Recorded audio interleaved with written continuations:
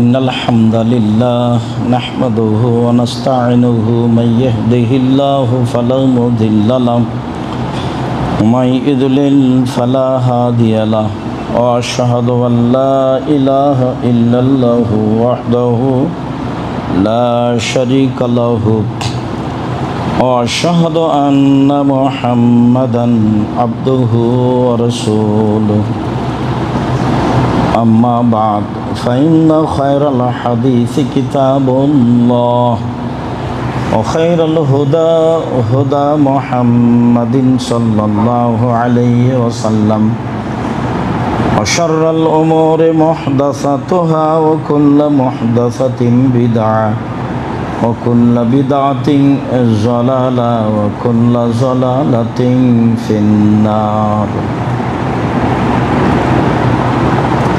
أعوذ بالله من الشيطان الرجيم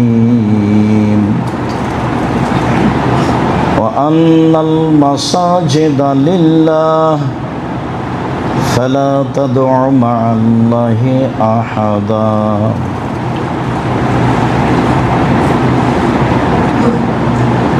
عن عائشة رضي الله تعالى عنها قالت لعن رسول الله صلى الله عليه وسلم اليهود والنصارى اتخذوا قبور أنبيائهم مساجدا. عن جندب رضي الله تعالى عنه قال سمعت رسول الله صلى الله عليه وسلم يقول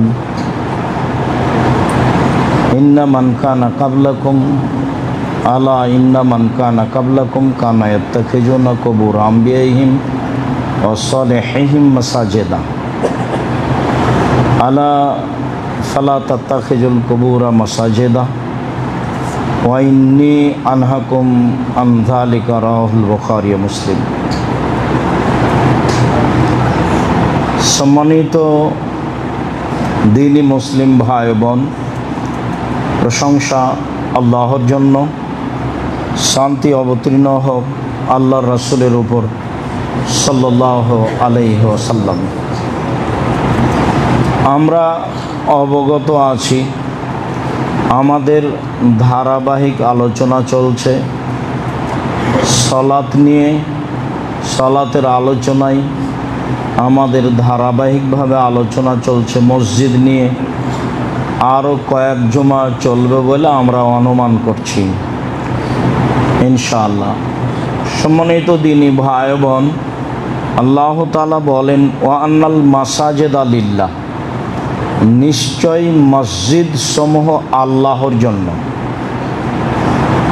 মসজিদ আল্লাহর ঘর, মসজিদ সমূহ আল্লাহর জন্য। ফালা তাদু মা আল্লাহি আহাদা, তোমরা আল্লাহর সাথে অন্য কাউকে ডাকো না, শরীক করো না, আল্লাহর সাথে তোমরা শিরক করো না। আমরা সময়ের গতিতে আলোচনা করব ইনশাআল্লাহ। হয়তোবা কথার ফাঁকে মাঝে মধ্যে বলেওছি দুনিয়াতে দুইটি পাপ আছে যার নিজস্ব ক্ষমতা আছে। মানুষের ধারণায় সে দুইটি নেকির কাজ। তার একটি পাপের নাম হলো শিরক, আর একটি পাপের নাম হলো বিদআত। এই দুইটি পাপের নিজস্ব ক্ষমতা আছে। শিরক কি করতে পারে? শিরক আল্লাহকে খাটো অপমান করতে পারে। শিরক কি করতে পারে? শিরক মানুষের অতীতের নেকিকে নষ্ট করে দেয়। শিরক করলে তার এক নেকিও থাকবে না। বিদআত করলে কি হয়? বিদআত করলে মানুষের ইবাদত কবুল হয় না। বিদআত করলে আল্লাহর রাসূলকে খাটো করা হয়, অপমান করা হয়। তার মানে ইবাদত রাসূলের পদ্ধতিতেই করতে হবে, মানুষের পদ্ধতিতে ইবাদত চলবে না। ঠিক তেমনি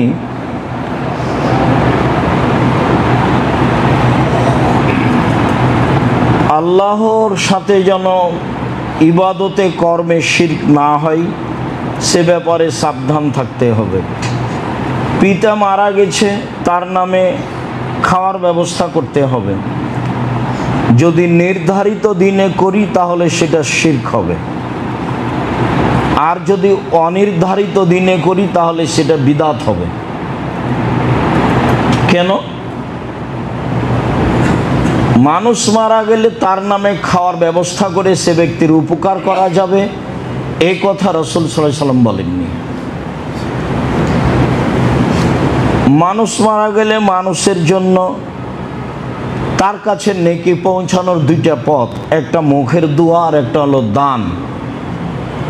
দানের সবচেয়ে উত্তম পথ হলো পানির ব্যবস্থা করে দেওয়া, এরকম বেসরকারি কওমি প্রতিষ্ঠানে অথবা অসহায় পরিবারে।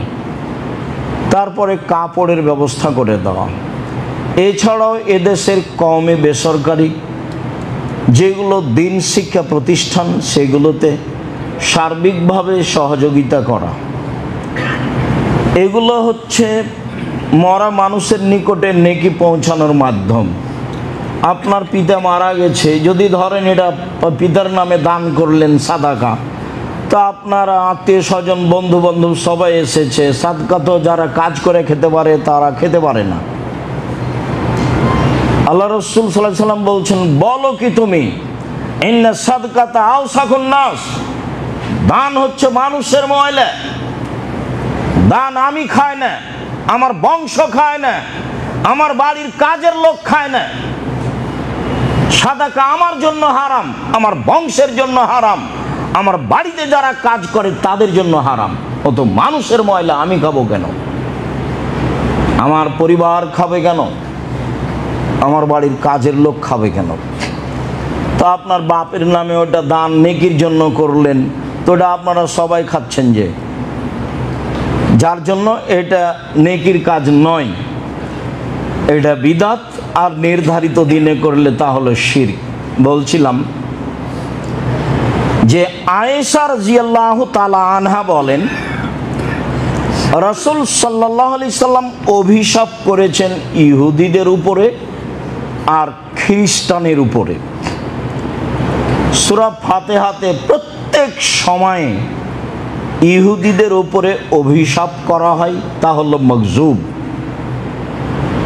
আর খ্রিস্টানদেরকে বলা হয় ওরা ভ্রান্ত, ওয়ালাদ-দাল্লিন, যারা ভ্রান্ত, যারা অভিশপ্ত, তাদের পথ দেখায়ও না। পরিকল্পনা করে ইহুদি, টাকা দেয় খ্রিস্টান, আর মাঠ করবে মুসলমান। যা একাধিক দিন বলা আছে, তবে এখন মুসলমানও টাকা দিতে পারে তাদের হাতে, যা আপনাদের অবগতিতে আছে। বলছিলাম আয়েশা রাদিয়াল্লাহু তাআলা আনহা বলেন, আল্লাহ অভিশাপ করেছেন ইহুদি খ্রিস্টানের উপরে। আর একটা কথা বারবার ধাক্কা খাচ্ছে, সেটা বলি। আল্লাহ বলছেন যে লান তারদা আনকাল ইয়াহুদ ওয়ান নাসারা হাত্তা তাত্তাবিআ মিল্লাতাহুম। মুহাম্মদ সাল্লাল্লাহু আলাইহি সাল্লাম, ইহুদি খ্রিস্টান আপনাকে কখনো মেনে নেবে না, কখনো মানবে না, কিয়ামত পর্যন্ত। এক মিনিটের জন্য মানবে না আপনাকে। আপনি নিজে ইহুদি হয়ে যান, খ্রিস্টান হয়ে যান, তারটা আপনি মানেন, তাহলে তারা খুশি। এই কথা তো আল্লাহ বলছে।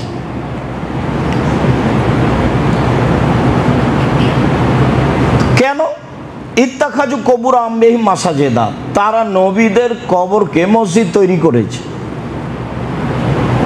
ভালো মানুষের কবরকে মসজিদ করেছে। জুনদুব রাদিয়াল্লাহু তাআলা আনহু বলেন, আমি রাসূল সাল্লাল্লাহু আলাইহি সাল্লামকে বলতে শুনেছি, আল্লাহ রাসূল বলছিলেন যে আলা সাবধান, ওয়াইন্না মান কানা কাবলাকুম কানু ইয়াত্তাখিজুনা কবুর আম্বিয়াহিম ওয়াস সালিহিম মাসাজেদা। তোমাদের পূর্বের যারা লোক ছিল তারা নবীদের কবরকে এবং ভালো মানুষের কবরকে মসজিদ করেছে। তাহলে কবরকে মসজিদ করা কাজটা অনেক দিন আগে থেকেই। যা গত জুমায় এক পর্যায়ে বলছিলাম, ঢাকা শহরেও বহু মসজিদে কবর আছে। যেসব মসজিদে কবর আছে সেসব মসজিদে সালাত হবে না, একটু পরে বলছি ইনশাআল্লাহ। তিনি বলেন, আলা সাবধান, ফালা তাত্তাখিজুল কবুরা মাসাজেদা, সাবধান, তোমরা কবরকে মসজিদে পরিণত করো না। ওয়া ইন্নী আনহাকুম আন যালিকা, আমি এই বিষয়ে তোমাদেরকে কঠোরভাবে নিষেধ করছি। আমি এই বিষয়ে তোমাদেরকে কঠোরভাবে নিষেধ করছি। আনাস রাদিয়াল্লাহু তাআলা আনহু বলেন, রাসূল সাল্লাল্লাহু আলাইহি সাল্লাম বলেছেন, ইজআলু ফি বুয়ুতিকুম মিন সালাতিকুম ওয়ালা তাত্তাখিজুল কুবুরা, তোমরা তোমাদের বাড়িকে কবর করিও না, বাড়িতে কিছু সালাত আদায় করো। যেসব জায়গায় সালাত আদায় করা যায় না সেটা হলো কবর। তো তোমরা বাড়িতে একটু নফল সালাত আদায় করো না কেন? বাড়ি কি তোমাদের কবর? তাহাজ্জুদ পড়ো না কেন? জোহরের সুন্নাত পড়ে মসজিদে যাবা, মাগরিবের সালাত আদায় করে বাড়িতে এসে সুন্নাত পড়বা, আর না হয় তাহাজ্জুদ পড়বা বাড়িতে। বাড়িটাকে কবর করো না, বাড়িতে কিছু সালাত আদায় করো। আতা ইবনে ইয়াসার রাদিয়াল্লাহু তাআলা আনহু বলেন, রাসূল সাল্লাল্লাহু আলাইহি সাল্লাম বলেছেন, আল্লাহুম্মা লা তাজাল কবরি ওয়াসানান, আমার কবরটাকে মূর্তি পূজার জায়গা করো না, ইবাদত, যে সেখানে ইবাদত করা হবে। আমার কবরটাকে মূর্তির স্থান করো না, যে সেখানে ইবাদত করা হবে। ইস্তাদ্দা গাজাবুল্লাহি আলা কওমিন ইস্তাদ্দা ইজালু কুবুর আমবিহি মাসাজিদা, ওদের উপরে আল্লাহ বেশি রাগান্বিত হন যারা কবরকে মসজিদে পরিণত করেছে। আল্লাহ ওদের উপরে বেশি রাগান্বিত হন যারা মসজিদকে, কবরকে মসজিদে পরিণত করেছে।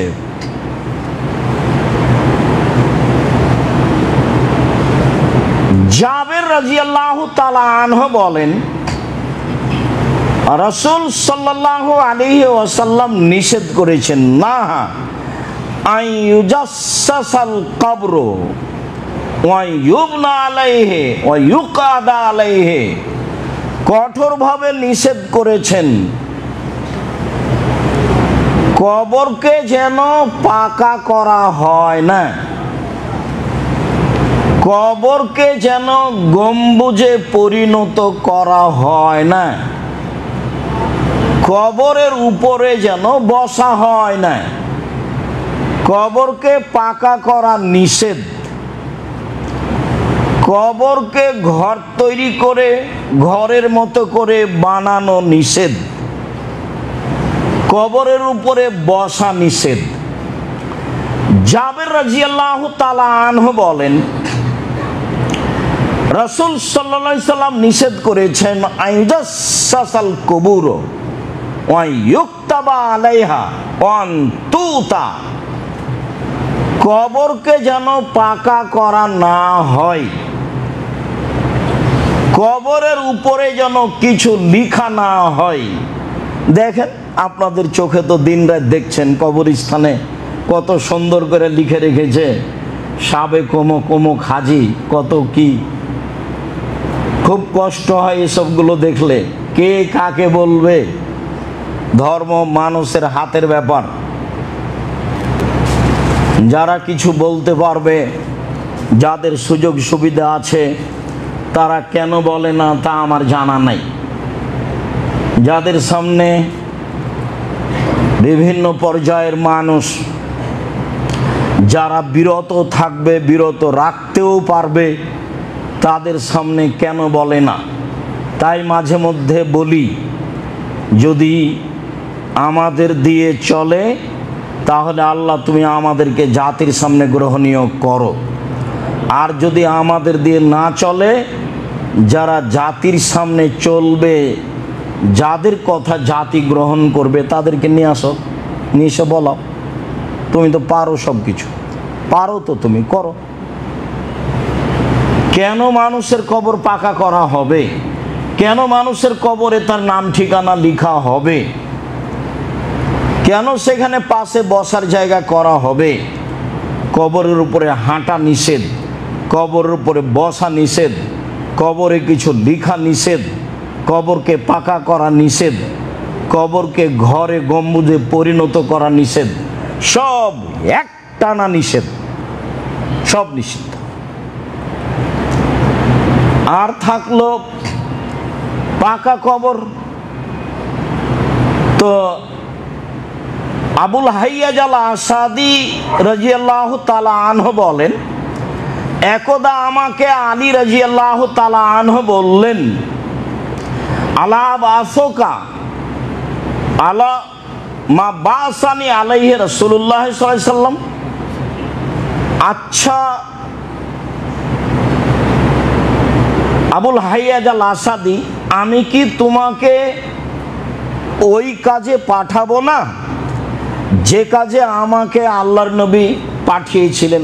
আলী বলছেন, আল্লাহর নবী আমাকে পাঠিয়ে বলেছিলেন, আলী আল্লাহ তাদা তিম সালান ইল্লা তামাস্তাহু, তুমি ছাড়বে না কোনো মূর্তি ভাস্কর্য, তাকে ভেঙে টুকরা টুকরা খান খান করে দাও। ওয়ালা কাবরান মুশরিফান ইল্লা সাওয়াইতাহু, তুমি ছাড়বে না কোনো উঁচু কবর, সবকে ভেঙে সমান করে দাও। আজ উঁচু কবর আছে সেই জন্য কালো থাকবে এ কথা নয়। আপনার চোখের সামনে মানুষের বানানো মূর্তি যদি মানুষ ভেঙে দেয়, দিনের স্বার্থেও নয় এমনিতেই, তাহলে আপনার বাপের কবরে একদিন মানুষ ভাঙবে। কেউ যদি না ভাঙতে পারে, ঈসা আলাইহিস সালাম ভেঙে দিবেন,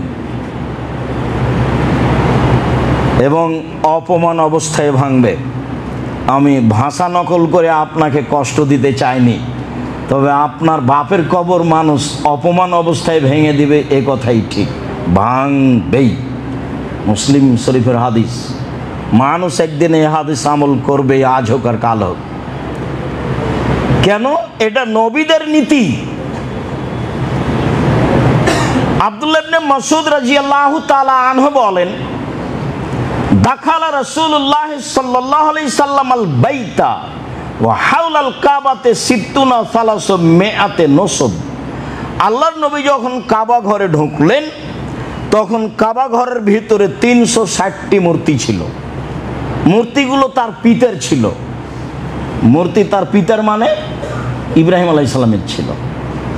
মূর্তিগুলো তার পিতা মানে ইব্রাহিম আলাইহিস সালামের ছিল। ইসমাইল আলাইহিস সালামের মূর্তি ছিল।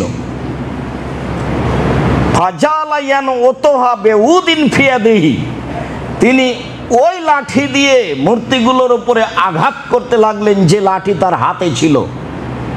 লাঠি দিয়ে মূর্তিগুলো ভাঙছিলেন আর মুখে বলছিলেন, জাল হক এসেছে সত্য, ওয়াজাহাকাল বাতিল চলে গেছে মিথ্যা, ইন্নাল বাতিলা নিশ্চয় মিথ্যা, কানা যাহুকা চিরদিন মিথ্যা। এসেছে সত্য, চলে গেছে মিথ্যা, নিশ্চয় মিথ্যা, চিরদিন মিথ্যা। সেই দিন এই কথা বলে কাবা ঘরের ভিতরের মূর্তিগুলিকে সবকে ভেঙে চৌচির খান খান করে দিলেন। মূর্তিগুলো ছিল পৃথিবীর শ্রেষ্ঠ মানুষের, যিনি তার পিতা, যিনি ইব্রাহিম আলাইহিস সালাম। যখন যাচ্ছিলেন, আল্লাহর নবী আর জিবরাইল যাচ্ছেন। তো জিবরাইল প্রথম দরজাটা খুলতে বলছেন। যে পাহাড়দার সে বলছে, আপনি কে? আমি জিবরাইল। আপনার সাথে কে? আমার সাথে মোহাম্মদ। আপনাকে পাঠানো হয়েছিল? জি। পাহারাদার খুব শক্ত মানুষ হতে হবে। যাকে আপনি পাহারাদার করেছেন সে আপনাকে না চিনলে দরজা খুলতে পাবে না, তার নাম পাহারাদার। পৃথিবীর কোনো মানুষের জন্য না চিনে সে পাহারা দরজা খুলতে পাবে না। ও তো সাধারণ ফেরেশতা। জিবরাইল বলছেন দরজা খুলেন। দেখেন উনি বলছেন, আপনি কে? আমি জিবরাইল। উনি তো সবচেয়ে দামি মানুষ, দামি ফেরেশতা। তার উপর দিয়ে ফেরেশতা জগতে কেউ দামি নেই। আপনার সাথে কে? মোহাম্মদ সাল্লাল্লাহু আলাইহি সাল্লাম। এবার মানুষ জগতে সবচেয়ে দামি। তাহলে সবচেয়ে দামি যারা পৃথিবীতে ফেরেশতা ও মানুষ তারা আছে। কই তাড়াহুড়ো করে খুলছেন না, বলছেন আপনাকে কি পাঠানো হয়েছিল? এত কথা তো মনে হয়েছে বলার প্রয়োজন আছে, আপনাকে কি পাঠানো হয়েছিল? বলে জি। উনি নিশ্চিত হচ্ছেন ঘটনা কি, একজন স্বাভাবিক ফেরেশতা। বলে হ্যাঁ। তখন দরজা খুললেন, উঠে দেখলেন আদম। বলে ইনি আমার আব্বা, ইনি আপনার আব্বা, আপনি কি সালাম দেন? আল্লাহ নবী একটু আগিয়ে গেলেন, গিয়ে বলছেন আব্বা আপনাকে সালাম। তখন আদম আলাইহিস সালাম সপ্তম আকাশে গিয়ে জিবরাইল আলাইহিস সালাম বলেন ইনি আপনার পিতা ইব্রাহিম, আপনি তাকে সালাম দেন। আমাদের নবী একটু আগিয়ে গেলেন, গিয়ে বলছেন আব্বা আপনাকে সালাম। তখন ইব্রাহিম আলাইহিস সালাম বলছেন ওয়া আলাইকা সালাম ইবনি সালেহ নবী সালেহ, তোমার উপর সালাম হে আমার সৎ ছেলে সৎ নবী। যেই ভাষা নকল করেছেন আদম আলাইহিস সালাম, সেই ভাষা নকল করছেন ইব্রাহিম আলাইহিস সালাম। যেই ভাষা দিয়ে সালাম দিয়েছেন আমাদের নবী আদম আলাইহিস সালামকে, সেই ভাষা দিয়ে সালাম দিয়েছেন আমাদের নবী ইব্রাহিম আলাইহিস সালামকে। মূর্তিগুলো ছিল ইব্রাহিম আলাইহিস সালামের, সব ভেঙে খান খান করে দিলেন।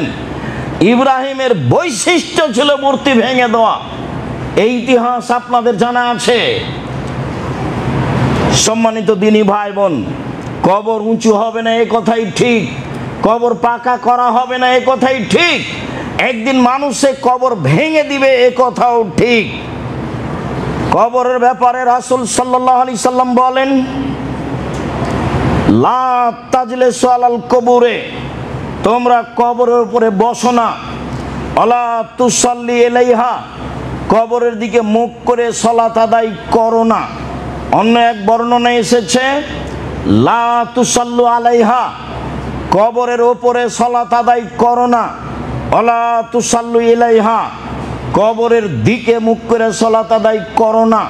অন্য এক বর্ণনায় এসেছে আলা তুসাল্লু বাইনাহা, কবরের মাঝে সালাত আদায় করো না।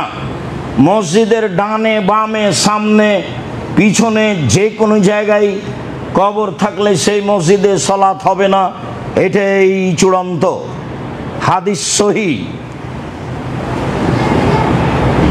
সবটাই যদি সন্দেহের উপরে রাখেন তাহলে হক হবে কোনটা? মাঝে মধ্যে বাহিরে গেলে মানুষ বলে অত শক্ত করে বলেন কেন, একটু নরম করে বললেও তো হয়। যদি আমি এটা বুঝতে পারি না যে নরম করে বললে কিভাবে হবে, তার মানে কি তাহলে এই কথা বলতে হবে যে মসজিদে কবর আছে সেখানে সালাত হবে? অসম্ভব, হতে পারে না। তিনি বলেছেন কবরের উপরে সালাত আদায় করো না, তিনি বলেছেন কবরের দিকে মুখ করে সালাত আদায় করো না, তিনি বলেছেন কবরের মাঝে সালাত আদায় করো না, তিনি বলেছেন ঘরকে কবর তৈরি করো না, ঘরে সালাত আদায় করো। কবরে এমন একটা জায়গা যেখানে সালাত আদায় করা হয় না। সম্মানিত দিনী ভাই বোন, মসজিদের বিষয়টি ছিল তাই বলছিলাম। আয়েশা রাদিয়াল্লাহু তাআলা আনহা বলেন আমার রাসূলুল্লাহ সাল্লাল্লাহু আলাইহি ওয়াসাল্লাম বেনাইল মসজিদ ফিদ্দুরে ওয়া ইউনাজ্জাফা ইউতাইয়াবা, আল্লাহর নবী বলেছেন তোমরা পাড়ায় পাড়ায় অক্তিয়া মসজিদ তৈরি করো। আপনাদের গ্রামে প্রয়োজনে 10টা মসজিদ তৈরি করবেন, এ কথাই ঠিক। অক্তিয়া মসজিদ। পরের বাক্যে বলেন অবশ্যই মসজিদকে পরিষ্কার রাখতে হবে, অবশ্যই মসজিদকে সুগন্ধিময় রাখতে হবে। যদিও আমরা সুগন্ধিময় রাখা বিষয়টি ভালো বুঝি না, অন্তত মসজিদ পরিষ্কারের জন্য লোক রাখতে হবে। মসজিদ যেন কখনো অপরিষ্কার না থাকে, মসজিদে যেন ময়লা মাটি না থাকে, এইভাবে আপনাকে সোচ্চার থাকতে হবে। আল্লাহর নবী পাড়ায় পাড়ায় মসজিদ তৈরি করার আদেশ করেন। আনাস রাদিয়াল্লাহু তাআলা আনহু বলেন রাসূল সাল্লাল্লাহু আলাইহি সাল্লাম বলেছেন মসজিদের ব্যাপারে সাবধান থেকো। ইন্না মিন আসরাতি সাত ইয়াতাবাহুন নাস ফিল মাসাজিদ, বিশাল মসজিদ তৈরি করে প্রয়োজন না থাকলেও কারুকার্য করে গৌরবের জন্য মসজিদ মানুষ তৈরি করতে পারে। এ ব্যাপারে সতর্ক থাকো, এটা কিয়ামতের লক্ষণ। ইবনে আব্বাস রাদিয়াল্লাহু তাআলা আনহু বলেন, রাসূল সাল্লাল্লাহু আলাইহি সাল্লাম বলেছেন, মা বিন তাসজিদুল মাসাজিদ, মসজিদকে বিশাল কিছু করতে হবে, সর্বোচ্চ করে ব্যতিক্রম করে এভাবে আমাকে আদেশ দেওয়া হয়নি। পাড়ায় পাড়ায় মসজিদ করতে হবে, মসজিদ পরিষ্কার রাখতে হবে, এই আদেশ আমাকে দেওয়া হয়েছে। সম্মানিত দিনী ভাই বোন, মসজিদের বিষয়টিও সতর্কতার সাথে, কবরস্থানের পাশে হয় না যেন, কবরের উপরে হয় না যেন, কবর পাশে থাকে না যেন, তাকে কারুকার্য দিয়ে পরিণত করা হয় না যেন, তা হবে অবশ্যই স্বাভাবিক, তা হবে অবশ্যই সুন্দর, তা হবে অবশ্যই পরিষ্কার। এ কথাই রাসূল সাল্লাল্লাহু আলাইহি সাল্লাম বলেন। তালক ইবনে আলী রাদিয়াল্লাহু তাআলা আনহু বলেন, খারাজনা অফদান ইলা রাসূলিল্লাহ সাল্লাল্লাহু আলাইহি সাল্লাম, একদা আমরা বাড়ি থেকে বের হলাম আল্লাহ রাসূলের নিকটে যাব এই জন্য। ফাবায়ানাহু, আমরা কয়েকজন মিলে গিয়ে তার সাথে বায়াত করলাম। ওয়া সাল্লাইনা মাআহু, তার সাথে আমরা সালাত আদায় করলাম। ওয়া আখবারনাহু বেবায়াতিন বেআরদিনা লানা, আমাদের গ্রামে একটা গির্জাঘর ছিল, সে কথা আমরা আল্লাহর নবীকে বললাম। তাতে আমরা বললাম, ফাস্তাউহাবনাহু বেফাজলে মাইন মিন তহুরিন, আপনি অজু করে একটু পানি দেন, সেই পানিটুকু আমরা আমাদের ওই গির্জাঘরে ছিটিয়ে দিয়ে ওকে পবিত্র করে সেখানেই সালাত আদায় করব। ফাদা বেমাইন, আল্লাহর নবী পানি নিয়ে ডাকলেন। ওয়াতাওয়াদ্দা, অজু করলেন। ওয়াতামাজমাজা, কুল্লি করলেন। ওয়া সাব্বাহু ফেদাওয়াতিন লানা, আমাদের সাথে একটা পাত্র ছিল, সেই পাত্রে অজুর বাকি পানিটুকু ঢেলে দিলেন। আমারানা, ঢেলে দিয়ে তিনি আমাদের আদেশ করলেন যে উখরজু, তোমরা চলে যাও। এই যে আতাইতুম বিআরদিকুম আও আরদাকুম, যখন তোমরা তোমাদের জমিনে চলে যাবা, ফাকসেরু বিআতাকুম, তো তোমাদের গির্জা ঘরের পূর্ব দিকে যে উঁচু জায়গাটা আছে ইমাম দাঁড়ানোর, সেই জায়গাটা ভেঙে দাও। সেই জায়গাটা ভেঙে দিয়ে ওয়া আউজাহু আও তানাজ্জাহু বেহাজাল মাই, এই পানিটা সেখানে ছিটিয়ে দাও। ওয়াজালুহা মসজিদান, সেটাকে মসজিদ হিসাবে ঘোষণা দিয়ে দাও। আমরা বললাম, আল্লাহর নবী, ইন্নাল বালাদা বাইদুন, আমাদের গ্রাম এখান থেকে অনেক দূর। ওয়াল হাররা শাদীদুন, প্রখর রৌদ্র। ওয়াল মা ইনসাফ, পানি শুকিয়ে শেষ হয়ে যাবে, কি করা যায়? আল্লাহ রাসূল বললেন, মুদ্দু হবে মাইন, বাড়িতে গিয়ে ওতে পানি দিয়ে ওটা বেশি করে দিও। ফাইনাহা লা ইয়াজিদুহু ইল্লা তিবান, পানি বেশি করলে এতে তার মর্যাদা, এতে তার পবিত্রতাই বেড়ে যাবে।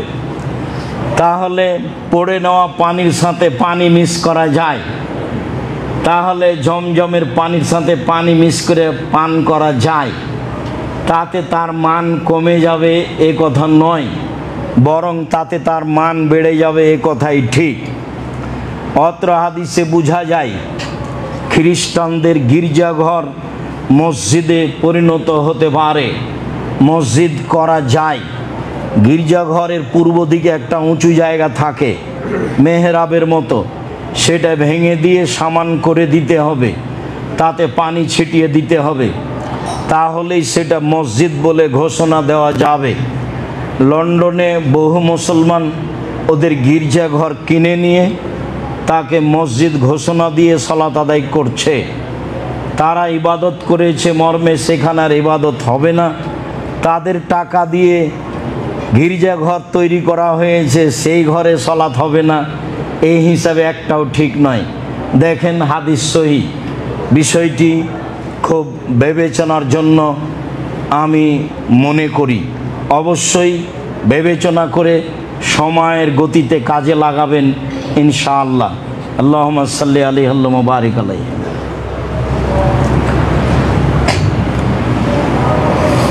আলহামদুলিল্লাহ ওয়াহদা ওয়াসসালাতু ওয়াসসালামু আলা মান লা নাবিয়্যা বা'দা।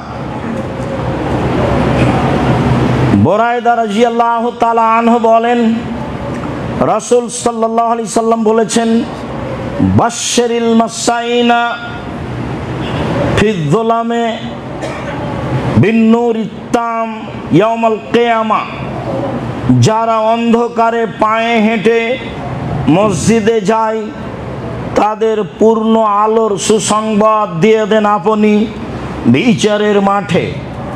পায়ে হেঁটে কষ্ট করে মসজিদে যান, এইটা আপনার জন্য বিচারের মাঠে আলো হিসাবে হবে, এই কথা রাসূল সাল্লাল্লাহু আলাইহি সাল্লাম বলেন।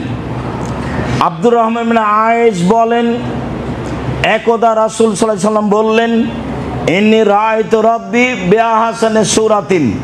আমি একদা আমার প্রতিপালককে উত্তম আকৃতিতে দেখলাম।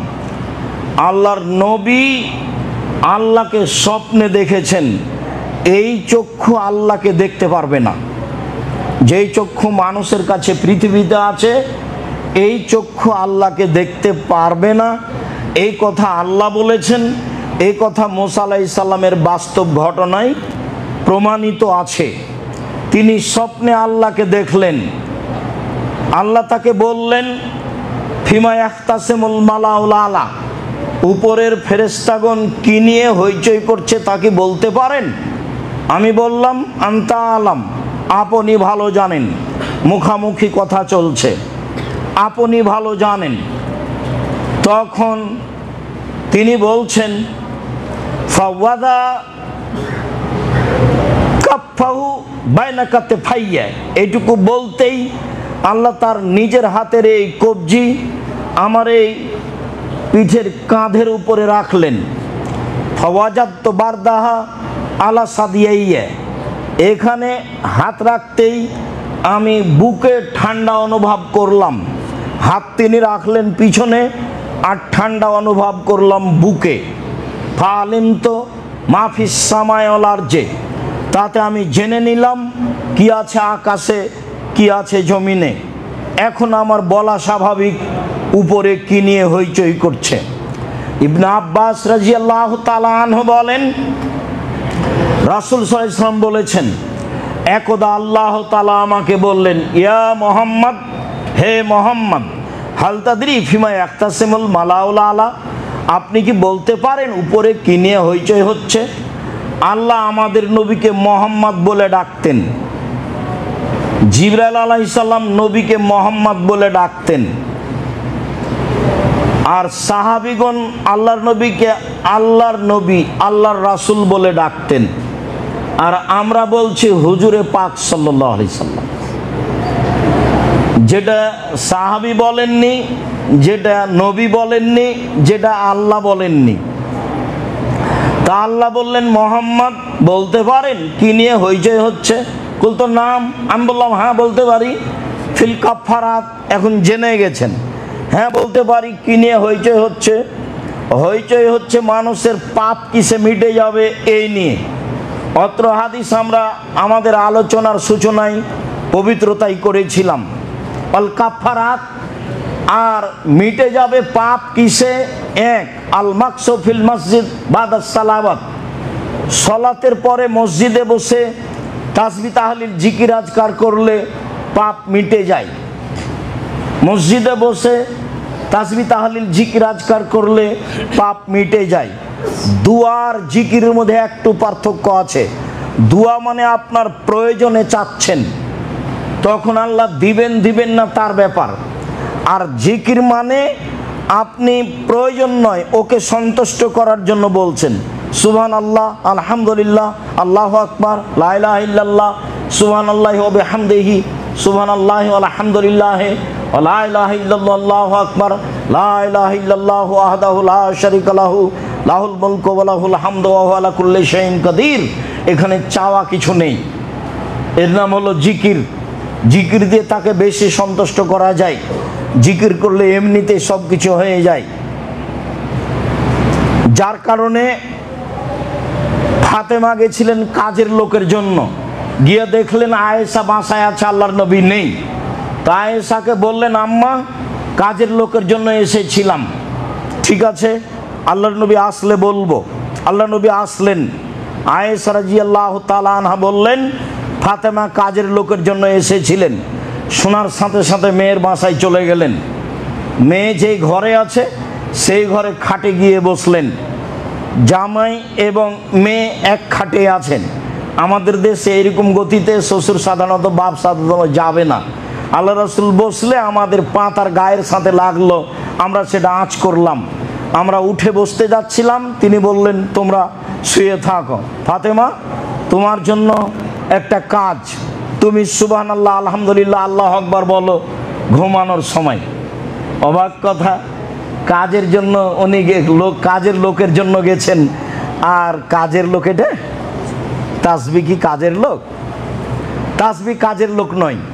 তোমাকে আমি তাসবিহ করতে দিচ্ছি, এটা করো, কাজের লোক হবে ইনশাআল্লাহ। তো জিকির থাকে তাহলে আপনার ইহকালে সুবিধা, পরকালেও সুবিধা। তো যারা মসজিদে বসে জিকির আজকার করে তাদের পাপ মিটে যাবে। পায়ে হেঁটে যারা মসজিদে যায় তাদের পাপ মিটে যাবে। ঠান্ডার সময় ভালো করে অজু করে যে তাদের পাপ মিটে যাবে। এইটুকু বলার পরে তিনি বলছেন, ফামান ফালা যালিকা হাসাবে খায়রিন ওয়া মাতাবে খায়রিন। এমন তিনটা কেউ যদি কাজ করে তাহলে তার মরে যাওয়া ভালো, বেঁচে থাকা ভালো। তাহলে তার মরে যাওয়া ভালো, বেঁচে থাকা ভালো, দুটাই তার সমান। ওয়া কানা মিন খাতিতে কামিন ওয়ালাদাতু উম্মুহু। আর লোকটা পাপ থেকে হয়ে যায় সেই দিনের মতো যেদিন তার মা তাকে জন্ম দিয়েছে, নিষ্পাপ হয়ে যায়। এখানে চাওয়া কিছু ছিল না। এক নম্বরে ছিল জিকির, দুই নম্বরে ছিল পায়ে হেঁটে মসজিদে যাওয়া, তিন নম্বরে ছিল সুন্দর করে অজু করা। তাতে হয়ে গেল তার বেঁচে থাকা ভালো, তার মরে যাওয়া ভালো। তাতে হয়ে গেল সে সেই দিনের মতো যেদিন তার মা তাকে জন্ম দিয়েছে। পরে আল্লাহ বললেন, মুহাম্মদ ইয়া সাল্লাইতা ফাকুল, যখন তুমি সালাত আদায় করবে সালাতে তুমি এই দোয়াটি পড়িও। কি? আল্লাহুম্মা ইন্নী আসআলুকা ফিলাল খায়রাতে ওয়া তারকাল মুনকারাতে হুব্বাল মাসাকিন। হে আল্লাহ, তোমার কাছে আমি ভালো কাজ করা চাচ্ছি, মন্দ কাজ ছেড়ে দেওয়া চাচ্ছি, আর ফকির মিসকিনকে ভালোবাসা চাচ্ছি। ওয়ান তাগফিরালি ওয়া তারহামনি, আর আমাকে ক্ষমা করে দাও এইটা চাচ্ছি, আর তুমি আমার প্রতি দয়া করো এইটা চাচ্ছি। আপনি সিজদায় বলতে পারেন, সালামের বৈঠকে বলতে পারেন, আল্লাহুম্মা ইন্নী আসআলুকা ফিলাল খায়রাতে ওয়া তারকাল মুনকারাতে ওয়া হুব্বাল মাসাকিন ওয়া আন তাগফিরালি ওয়া তারহামনি। এই দোয়া আপনি বলেন আপনার সালাতে, এটা আল্লাহ বলছেন আমাদের নবীকে। ওই যে আরাদটা এইটুকু বলা যায় পরের অংশ, ওই যে আরাদটা ফিতনাতান বিইবাদিকা ফাকবিজনি ইলাইকা কাবলা মাফতুনিন। আর যদি জাতিকে বিপদে ফেলতে চাও, পরীক্ষা করতে চাও, তাহলে আমাকে তাদের মধ্যে রাখিও না, উঠিয়ে নিও। আমি পরীক্ষা দিতে প্রস্তুত নই।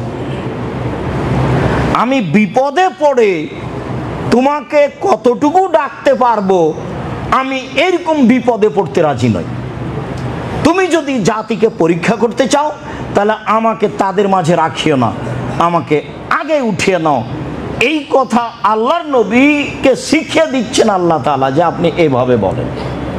এরপরে বলেন অদ্দারাজাত, মান বেড়ে যায়। কিভাবে মান বেড়ে যায়? এক, মান বেড়ে যায়। কিভাবে মান বেড়ে যায়? ইফসাউ সালাম, সালাম দিলে মান বেড়ে যায়। লজ্জা লাগে, কেমনে সালাম দিই? আমি তো ছোট, তিনি তো বড়। আর তিনিও ভাবছেন আমি কেমনে সালাম দিই, ও তো একটা ছোট ছেলে বা সাধারণ মানুষ, কৃষক।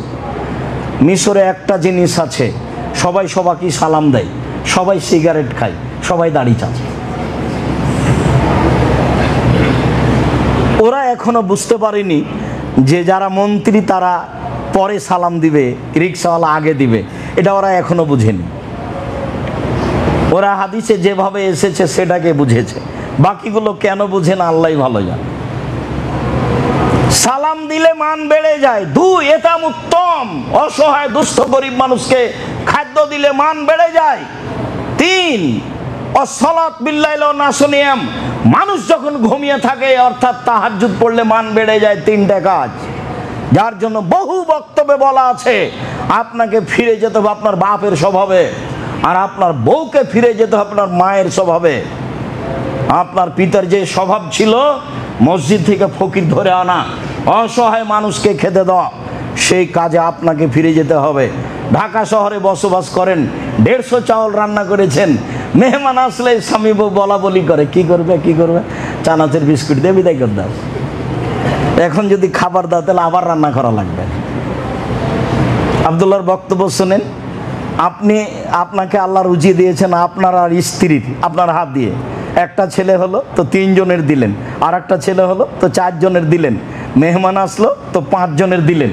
যত মেহমান সবার খাদ্য কার হাত দিয়ে? আপনাকে দিলেন, আপনার হাত দিয়ে, যে আপনি মেহমানকে খাওয়ান। যার জন্য বলে রেখেছি, মাকে বলে দিবেন, পিতাকে বলে দিবেন, বোন আসলে আমার বাসায় খাবে, ভাগনা ভাগ্নি আমার বাসায় খাবে, আমার পিতার বন্ধু বান্ধব আসলে আমার বাসায় খাবে, আমার মায়ের আত্মীয় স্বজন আসলে আমার বাসায় খাবে। মেহমানকে খেতে দিতে শিখেন, বরকত হবে, এ কথা বলা লাগবে না কাউকে। মান বাড়বে, অর্থগতভাবে মান বাড়বে, সম্মানগতভাবে মান বাড়বে। যত মনটা সংকীর্ণ হবে তত আপনি পিছিয়ে উঠবেন, সব দিক দিয়ে পিছিয়ে উঠবেন। মনটা ছোট হতে একবারে ছোট হয়ে যাবে। মানুষকে খেতে দিতে শিখতে হবে, জরুরি। বহুদিন বলা আছে, যে ঘরে আপনার স্ত্রী থাকে সে ঘরে ফ্রিজ আছে, গ্যাসের চুলা আছে, তরকারি আছে ফ্রিজে, বের করে একটু গরম করলেই হয়, মেহমানকে খেতে দেওয়া যায়। আপনি রাত 10টায় মেহমান নিয়ে গেছেন, আপনার স্ত্রীকে বলছেন খালেদা উঠো একটু তরকারি গরম করো, মেহমানকে খেতে দিতে হবে। বউ নাক সিটকে নিতে বলছে, হ্যাঁ তুমি রাতে মেহমান নিয়ে আসো, হিসাব পাও না, কে এগুলো করবে? বলা আছে, এই কণ্ঠ আপনার মা শুনেছে, বয়স তার 80 বছর, তাড়াহুড়া করে বিছান থেকে উঠে আসে, আপনার বেটা থাক বউমাকে উঠায় না, আমি গরম করে দিচ্ছি। উনি যখন মেহমানকে খাওয়াতেন তখন ঢেঁকিতে ধান ভেঙে চাউল রেডি করতেন, চাঁপাই নবাবগঞ্জে ঝাঁটা আটা তৈরি করে মানুষের খাওয়ার ব্যবস্থা করতেন। আপনারা ছিলেন 12 ভাই বোন, 2 জন ছিল কিষান কামলা, 14 জন। আপনার বাপ রাতে 2 জন মেহমান ধরে নিয়ে এসছে ফকির, এবার হলো 16 জন মানুষের খাওয়া রেডি করে আপনার মা, এইভাবে তার জন্য সহজ হয়। তারপরে আপনারা 12 ভাই বোন, একটার পর একটা আছে, কান্নাকাটির মাঝে, হইজয়ের মাঝে, তাকে দুধ দেওয়ার মাঝে, তারপরেও কোনো সমস্যা হয়নি। আর আপনার কিছুই নাই, তবুও খালি সমস্যা, একান ছেলে, কানার কচড়া, তাও নিয়ে এই সেই কত কিছু হিসাব হয় না। ফিরে যেতে হবে বাপের স্বভাবে, ফিরে যেতে হবে মায়ের স্বভাবে। 3টি কারণে মান বেড়ে যাবে। রাসূল সাল্লাল্লাহু আলাইহি ওয়াসাল্লাম বলেন, আজকের আলোচনার শেষ হাদিস, রাসূল সাল্লাল্লাহু আলাইহি ওয়াসাল্লাম বলেন, পৃথিবীর মানুষ শুনে রেখো, সালাসাতুন কুল্লুহুম আলা জামিনিল্লাহি আলাল্লাহি জামিন। 3 শ্রেণীর মানুষের জিম্মেদার আল্লাহ। 3 শ্রেণীর মানুষের জিম্মেদার আল্লাহ। 1, মান খারাজা গাজিয়ান ফি সাবিলিল্লাহ, যে যুদ্ধের জন্য বের হয়েছে তার জিম্মেদার আল্লাহ। এত ফাহু ফাইদ খেলাহুল জান্নাহ, যদি তার মরণ দিয়ে দেয় আল্লাহ তাকে জান্নাতে দেবে, এ ব্যাপারে তিনি জিম্মেদার। ওয়াইন রাদ্দাহু, আর তাকে যদি আল্লাহ ফেরত দেয়, যুদ্ধ করে বাড়ি ফিরে আসে, তাহলে ফিরে আসবে বেআজলি নগানামেতেন, টাকা পয়সা নিয়ে, যার আপনার জয়ী হয়ে নেকি নিয়ে অনেক নিয়ে ফিরে আসবে। 1, ও রাজুলুন রাহেল আল মসজিদ, যে ব্যক্তি বাড়ি থেকে মসজিদে যায় সালাত আদায়ের জন্য, এর জিম্মেদার আল্লাহ। যদি যাওয়া আসেতে মারা যায়, আল্লাহ তাকে মাফ করে দিয়ে জান্নাতে দিয়ে দিবেন। আর যদি বাড়ি ফিরে আসে তাহলে প্রচুর পরিমাণে নেকি এবং একটা অর্থ সম্পদ নিয়ে ফিরে আসবে, আমি বুঝতে পারি আর না পারি। 3, ওয়ারাজুলুন দাখালা বাইতাহু বিসালামিন, যে ব্যক্তি বাড়িতে প্রবেশ করে সালামের মাধ্যমে, তার জিম্মেদার আল্লাহ। আমরা তো সালাম দিতেই পারি না, আমাদের বাড়িতে সালাম দিয়ে ঢোকা তো একটা শরমের ব্যাপার। রাজশাহী চাঁপাইনবাবগঞ্জের মানুষ যদি কেউ সালাম দিয়ে বাড়িতে ঢোকে, তাহলে এটা অবাক ব্যাপার হবে, কেমন হলো ঢোকে, বাড়িতে কেউ আছো, আব্দুর রাজ্জাকের মা বাড়িতে আছো, এইভাবে ঢোকে। এমনিতেই ঢোকে না, তবে এইভাবে ঢোকে, সালামের জায়গায় এটা চলছে। আর আপনার তো আল্লাহর রাস্তায় কলিং বেল বাজনা বাজে উঠছে বাড়িতে, তে বাজনা তো চলবে না। যদি কলিং বেলে সালাম থাকে তবু আপনি মুখে সালাম দিয়ে বাড়িতে ঢুকবেন। জরুরি যারা আছেন আমার সামনে, যারা এই যন্ত্রের মাধ্যমে পৃথিবীর বিভিন্ন প্রান্ত থেকে অবগত হচ্ছেন, সময়ের গতিতে অবগত হবেন, আমি তাদেরকে আন্তরিকভাবে অনুরোধ জানিয়ে বলছি, আপনি আমার দিনী ভাই, আপনি আমার দিনী বোন, আপনাকে জরুরিভাবে এই কাজগুলি করতে হবে। তার একটা জরুরি কাজ করতে হবে, সালাম দিয়ে বাড়িতে প্রবেশ করবেন, তাহলে আপনার জিম্মেদার আল্লাহ। এ কথা তো আমি বলিনি, এ কথা মুহাম্মদ সাল্লাল্লাহু আলাইহি ওয়াসাল্লাম বলেন। রাতে সালাত আদায় করতে শিখবেন, মান বাড়বেই। অসহায় মানুষকে খেতে দিতে শিখতে হবে। অসহায় মানুষ পাওয়া না গেলে যেখানে এতিম আছে সেখানে টাকা পয়সা পাঠাতে হবে। যদি আপনার পাড়ায় না থাকে তা আল্লাহর রাস্তায় জামিয়া সালাফে তো আছেই, 519 জন এতিম অসহায় আছে, খালি আপনার জন্য, যাতে করে আপনার সমস্যা না হয়। কোথায় পাবো লোকজন? 519 জন এতিম অসহায় আছে। কেন যে আপনি দেখতে যান না, সালাম ফিরার পরে আপনি উঠে চলে যান, 200 টাকা 500 টাকা দেওয়া আপনার প্রয়োজন হয় না। কেন হয় না তা আমি বুঝি না। তবে মনে রাখবেন, দেওয়া হাত ভালো নেওয়া হাতের চেয়ে। শ্বাস বন্ধ হয়ে গেলে সময় শেষ, এ কথাই ঠিক। দেওয়া হাত ভালো নেওয়া হাতের চেয়ে। আল ইয়াদুল উলিয়া খায়রুম মিন ইয়াদিস সুফলা, হাদিস বুখারী মুসলিম। দেওয়া হাত ভালো নেওয়া হাতের চেয়ে, এই কথা মুহাম্মদ সাল্লাল্লাহু আলাইহি সাল্লাম বলেন। আল্লাহ তুমি আমাদেরকে এইসব আমলের মাধ্যমে আমাদের ইহকাল পরকাল কল্যাণ করো, আমাদের আহাল পরিবারকে হেফাজতে রাখো, আমাদের অর্থ সম্পদে বরকত দান করো। যারা পৃথিবীতে মুসলমানের উপরে জুলুম অত্যাচার করছে তাদের ধ্বংস করো, তুমি তোমার ক্ষমতা দিয়ে করো।